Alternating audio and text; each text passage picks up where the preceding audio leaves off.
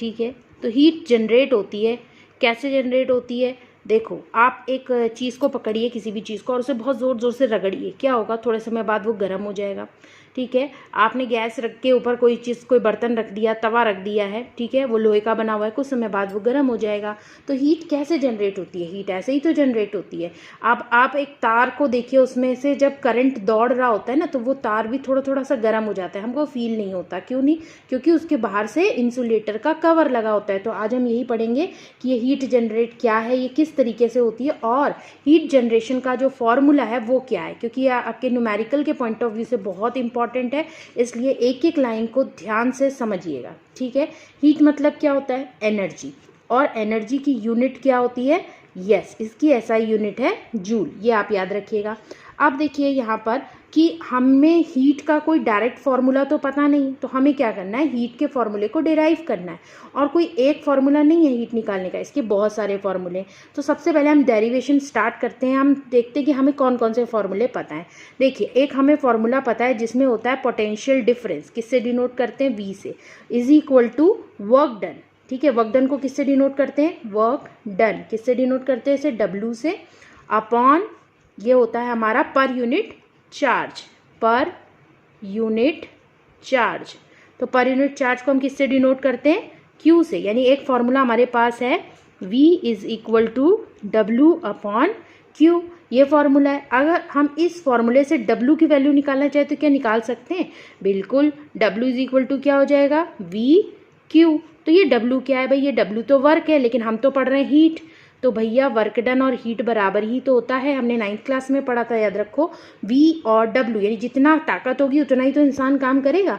तो हम इस W को जो है, इस W को रिप्लेस करके एनर्जी भी लिख सकते हैं, और जितनी एनर्जी होगी उतना ही हीट प्रोड्यूस होगा। तो यानी W की जगह हम एनर्जी, एनर्जी की जगह हम हीट, ये लिख सकते हैं। तो हमें यहाँ पर क्या लिख सकते हैं? H is equal to V Q, ठीक है। हमें भाई एक और फॉर्मूला पता है, क्या फॉर्मूला पता है? कि करंट चार्ज, ठीक है, जो करंट चार्ज है वो क्या होता है? करंट चार्ज जो तुम्हारा I होता है वो इज इक्वल टू है Q upon T, coulomb upon जो टाइम वाला होता है। अभी हमने कुछ समय पहले ही एक वीडियो में ये फॉर्मूला डिस्क्राइब किया था, तो ये हो सकता है। अभी हम देखो क्या कर सकते हैं, अगर हम इससे Q की वैल्यू निकालना चाहें तो निकल जाएगी। Q इज इक्वल टू क्या हो जाएगा? Q इज इक्वल टू हो जाएगा IT, ठीक है। अब क्या हो सकता है? देखो और क्या पॉसिबिलिटी है भाई? W इज इक्वल टू, हमने अभी क्या बोला? VQ, लेकिन हमने क्या बोला है कि हम W को क्या रिप्लेस कर सकते हैं? E भी लिख सकते हैं, H भी लिख सकते हैं। तो हम यहाँ से फॉर्मूला क्या बना देंगे? H is equal to VQ। तो चलो देखो ये फॉर्मूला बन गया, H is equal to VQ। अब हमें यहाँ पर देखो इस फॉर्मूले से Q की वैल्यू पता चल गई, क्या पता चली? Q is equal to IT। तो हम यहाँ पर Q की जगह क्या लिख सकते हैं? IT। तो H इज इक्वल टू क्या हो जाएगा? H इज इक्वल टू हो जाएगा VIT।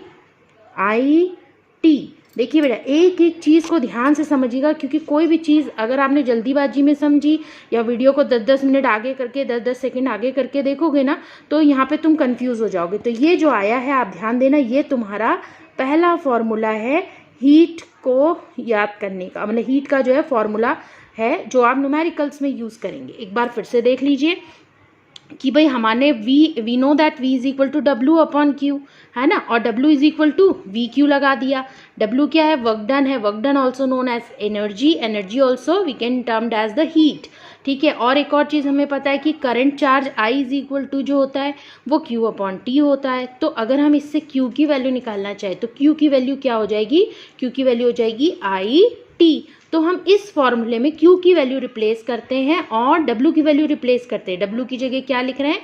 H, और Q की जगह क्या लिख रहे हैं? IT। तो Q की जगह लिख दिया IT, W की जगह H, तो H is equal to VIT। ये पहला फॉर्मूला आपका हो गया। अब आप देखिए कि भाई अगर किसी न्यूमेरिकल को करने के लिए आपको बोला जाता है और उसमें V नहीं लिखा होता है बल्कि R लिखा होता है, तो आप कैसे निकाल सकते हैं? भैया ओम्स लॉ पता है ना, तो ओम्स लॉ से हमने नहीं पता है कि V इज इक्वल टू होता है IR, ठीक है।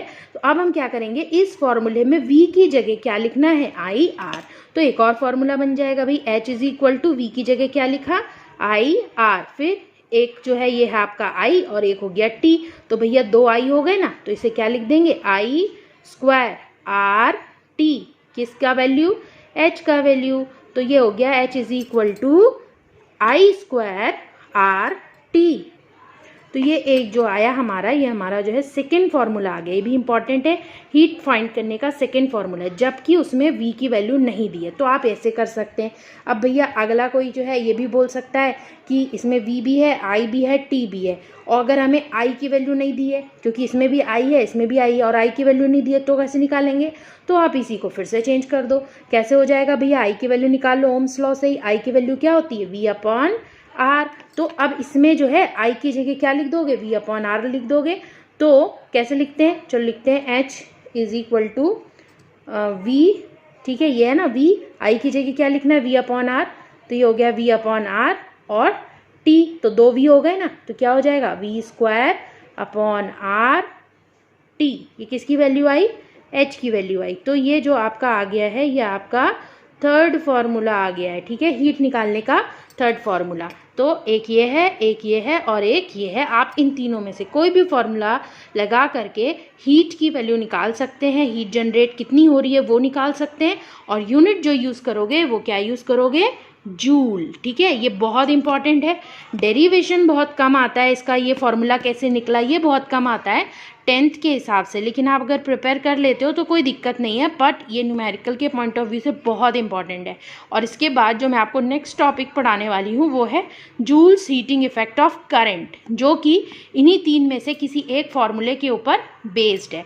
बहुत ध्यान से पढ़िएगा, क्योंकि Joule's heating effect of current बहुत इंपॉर्टेंट वीडियो है। नेक्स्ट वीडियो में मिलते हैं, till then thank you for watching.